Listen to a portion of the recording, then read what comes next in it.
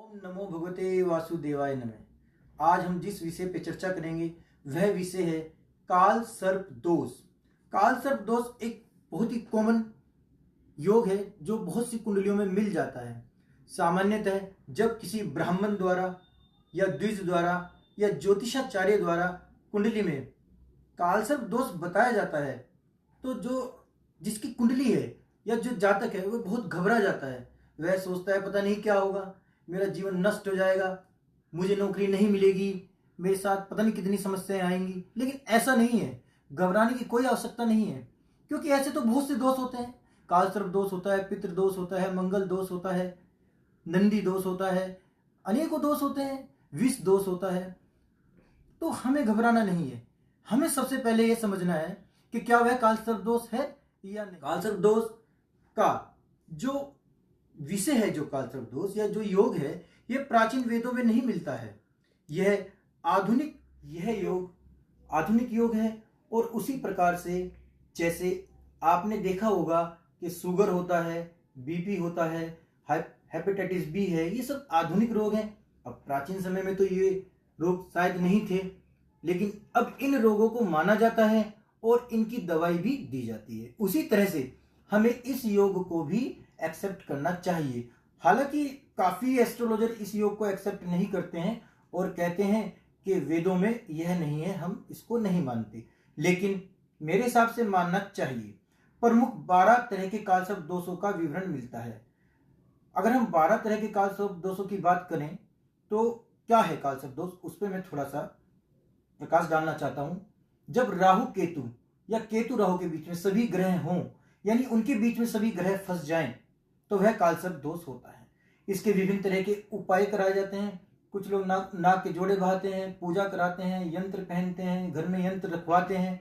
सभी उपाय कारगर हैं, लेकिन मैं आपको कुछ ऐसे उपाय बताऊंगा जो 100% कारगर होंगे। और आप देखेंगे कि यदि कुंडली में काल सर्प दोष है तो पूर्ण रूप से नष्ट हो जाता है, अर्थात वह योग आपकी कुंडली में प्रभाव यदि हीन हो जाता है। विद्वान ज्योतिष द्विज या ब्राह्मण के द्वारा आपकी कुंडली में काल सर्प दोष बताया जाता है और काल सर्प दोष वास्तव में है, तो आपको निम्नलिखित महत्वपूर्ण उपाय बता रहा हूं।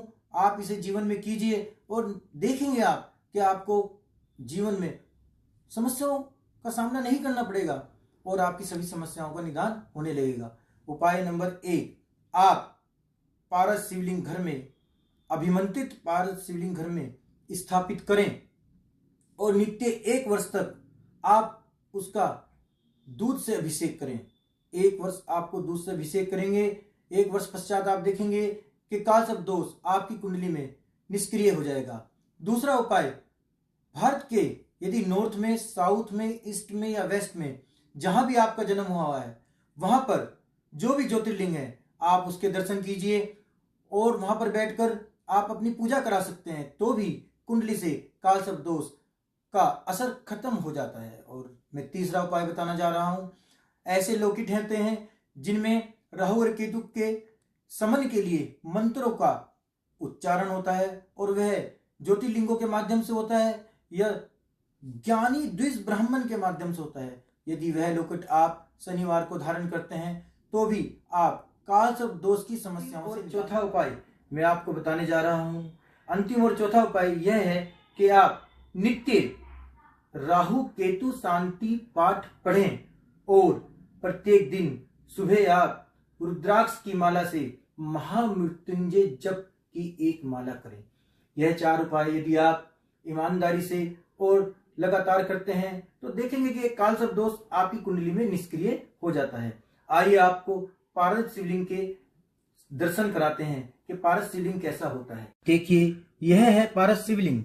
इस तरह का पारस शिवलिंग आप अंगूठी की पोर के समान घर में किसी विद्वान ज्योतिष ब्राह्मण या द्विज के द्वारा अभिमंत्रित कराकर आप अपने घर में इसकी स्थापना कर सकते हैं और नित्य 1 वर्ष तक इसका दुग्ध से अभिषेक करें, तो आप देखेंगे कि आपकी कुंडली में पूर्ण रूप से काल सर्प दोष समाप्त हो जाता है। इसके अलावा मैं आपको एक बात और बता देता हूं कि पारस शिवलिंग के अलावा किसी भी तरह का शिवलिंग घर में स्थापित करना शुभ नहीं होता है, लेकिन वेदों में पारस शिवलिंग को आप घर में स्थापित बताए गए इन 4 उपायों में से यदि कोई भी एक उपाय आप निश्चित तौर पे करते हैं तो आपको इसके रिजल्ट बहुत ही अच्छे प्राप्त होंगे और आप देखेंगे कि समय रहते रहते आपकी समस्याओं का समाधान बहुत ही शीघ्र होगा।